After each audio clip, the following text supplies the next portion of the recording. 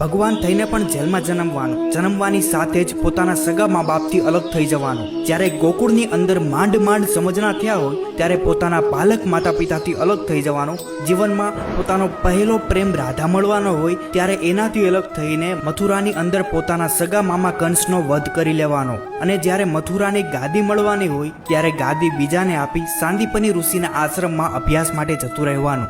એ અભ્યાસ પૂર્ણ કરીને જ્યારે સોનાની નગરી દ્વારકા વસાવી અને શાસન કરવાનો સમય આવે ત્યારે એ જ દ્વારિકા બલરામને આપી હસ્તિનાપુરની અંદર જે મહાભારતની શરૂઆત થઈ રહી છે ત્યારે કુરુક્ષેત્રમાં પહોંચી જવાનું. કુરુક્ષેત્રની અંદર પોતાના જ બનાવેલા માનવીઓને એકબીજાનો સંહાર કરતા જોઈને ધર્મની સ્થાપના કરવાની. અને ધર્મની સ્થાપના કર્યા પછી પણ હસતા મોટે ગાંધારીનો શ્રાપ લેવાનો. અને શ્રાપ લીધા પછી પોતાના જ યાદવોનો એકબીજાનો વિનાશ કરતા જોવાનો. અને છેવટે પોતે ભગવાન હોવા છતાં પણ એક પારધીના તીરથી સામાન્ય માણસની જેમ મૃત્યુને પ્રાપ્ત કરવાનું અને પોતાનું શરીર છોડીને જગતના હૃદયમાં અમર બનીને રહેવાનો. જો આ બધું જોઈને પણ આપણને કૃષ્ણ વિષાદ યોગ ન થાય ને તો સમજજો આ સફર એક માત્ર જીવન કથા નથી. આ તો યુગોથી યુગો સુધી ધર્મ, પ્રેમ અને ત્યાગનો જીવન શાસ્ત્ર છે. આ છે પુરુષમાંથી પૂર્ણ પુરુષોત્તમ થવાનો અખંડ માર્ગ.